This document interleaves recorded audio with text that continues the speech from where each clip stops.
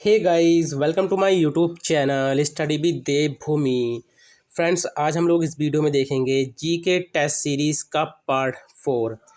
इस वीडियो में आपको जीके के सामान्य ज्ञान के यानी 50 क्वेश्चन देखने को मिलेंगे, जो आपके आने वाला एग्ज़ाम जो उत्तराखंड पुलिस का एग्ज़ाम होना उसके लिए काफ़ी महत्वपूर्ण है। उसके अलावा देखिए आपका लेखपाल पटवारी है, फॉरेस्ट गार्ड है, बंदी रक्षक है, खनिज सहायक है और जो भी एग्ज़ाम होने हैं उन सभी में भी ये क्वेश्चन आपकी काफ़ी मदद करेंगे। गाइस, अगर आपको देखिए वीडियो 1% भी अच्छी लगती है तो वीडियो को लाइक करें, कमेंट करें, वीडियो को अपने दोस्तों के साथ ज़रूर शेयर करें। तो चलिए ज़्यादा टाइम ना ख़राब करते हुए वीडियो को शुरू करते हैं। तो पहला क्वेश्चन है, सिंधु सभ्यता का सर्वाधिक उपयुक्त नाम क्या है? तो देखिए सिंधु सभ्यता का जो सबसे उपयुक्त नाम है गाइस, क्या है? हड़प्पा सभ्यता। क्या है गाइस? हड़प्पा सभ्यता। अगला है, किस हड़प्पा कालीन स्थल से पुजारी की प्रस्तर मूर्ति प्राप्त हुई है? तो ये कहाँ से मिली है? हड़प्पा से। कहाँ से मिली है गाइस? ये हड़प्पा से। अगला है, किस वेद में प्राचीन वैदिक युग की संस्कृति के बारे में सूचना दी गई है? काफ़ी महत्वपूर्ण क्वेश्चन है। किस वेद में प्राचीन वैदिक युग की संस्कृति के बारे में सूचना दी गई है? तो इसका राइट आंसर हो जाएगा ऋग्वेद में। किसमें दी गई है? ऋग्वेद में।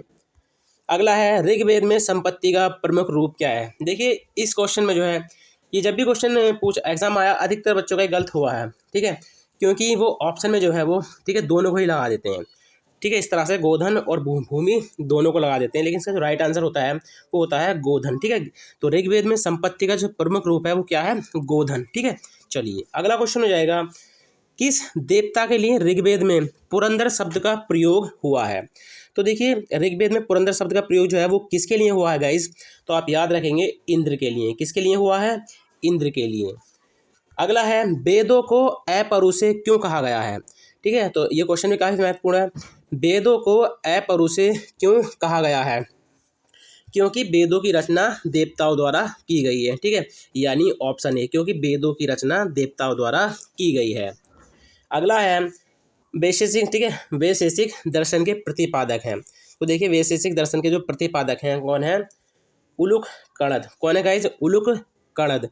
उसके अलावा अगला है, मीमांसा या इसको पूर्व मीमांसा दर्शन के प्रतिपादक हैं। ठीक है, तो आपको या तो मीमांसा देखने मिलेगा, ठीक है, या मिलेगा आपको पूर्व मीमांसा दर्शन के प्रतिपादक कौन है? तो ये है जैमिनी। ठीक है, अगर बात करें वेदांत या उत्तर मीमांसा दर्शन की तो इसके कौन कौन है? बादरायण। कौन है गाइज इसके? बादरायण। अगला है, न्याय दर्शन को प्रचारित किया था। तो न्याय दर्शन को प्रचारित किसने किया था गाइज? गौतम ने। किन्होंने किया था? गौतम ने। अगला है, कौन सा वेद अंशतः गद्य रूप में भी रचित है? तो ये है यजुर्वेद। ठीक है, गद्य और पद, ठीक है, पद दोनों में ही ये रचित है। अगला क्वेश्चन है, प्राचीनतम विवाह संस्कार का वर्णन करने वाला विवाह सूक्त किसमें पाया जाता है? Very very most important question है। प्राचीनतम विवाह संस्कार का वर्णन करने वाला विवाह सूक्त किसमें पाया जाता है? तो ये पाया जाता है ऋग्वेद में। किसमें पाया जाता है? ये ऋग्वेद में। अगला है, उज्जैन का प्राचीन नाम था। तो देखिए उज्जैन का जो प्राचीन नाम था क्या था? अवंतिका। क्या था गाइज? अवंतिका। अगला है, 16 महाजनपदों की सूची उपलब्ध है। तो देखिए मैं बता दूं आपको, जितने भी हमारे 16 महाजनपद हैं उनके नाम के साथ आपको राजधानी ये 16 की 16 याद होनी चाहिए, क्योंकि ये एक ऐसे क्वेश्चन है जो अधिकतर एग्जाम में आपको देखने मिल जाता है महाजनपदों से। ठीक है, तो 16 महाजनपदों की जो सूची उपलब्ध है वो किस में है? तो अंगुत्तर निकाय में। किस में है? अंगुत्तर निकाय में। अगला है, भारत में सिक्कों या मुद्रा का प्रचलन कब हुआ? तो देखिए भारत में सिक्कों या मुद्रा का जो प्रचलन हुआ था 600 ईसा पूर्व में हुआ था। ठीक है, सी ऑप्शन जो है हमारा राइट हो जाएगा।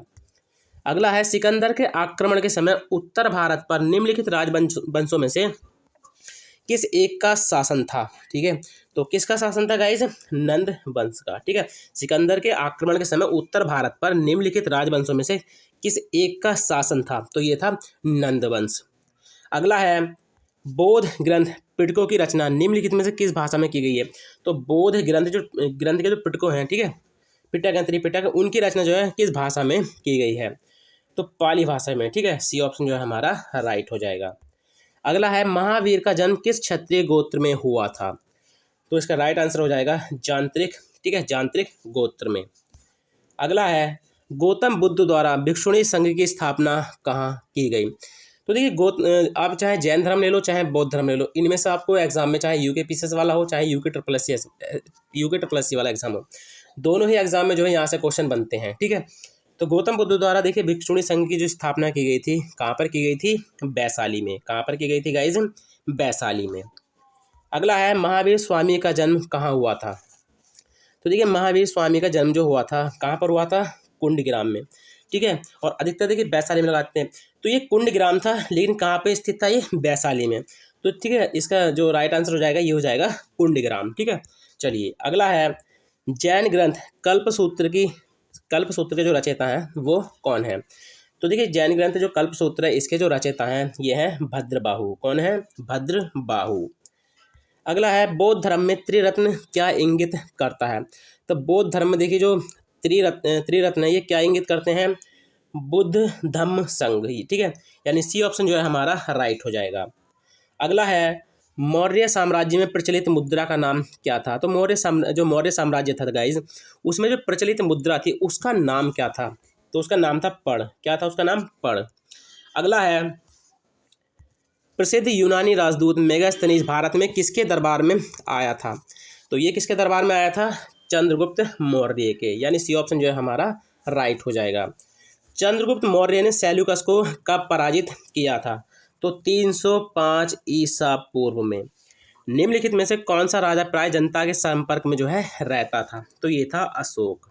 चलिए अगला क्वेश्चन है किस ग्रंथ में शूद्रों के लिए आर्य शब्द का प्रयोग हुआ है? तो ये हुआ है अर्थशास्त्र में। ठीक है, किस ग्रंथ में शूद्रों के लिए आर्य शब्द का प्रयोग हुआ है? तो ये हुआ है अर्थशास्त्र में।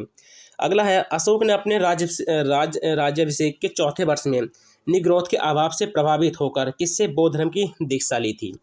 तो ये ली थी उपगुप्त से। किससे ली थी? उपगुप्त से। किसने पाटलिपुत्र को पॉलीब्रोथा, ठीक है, कहा था? तो किसने पाटलिपुत्र को जो है पॉलीब्रोथा कहा था? तो ये कहा था मेगास्थनीज ने। किसने कहा था? मेगास्थनीज ने।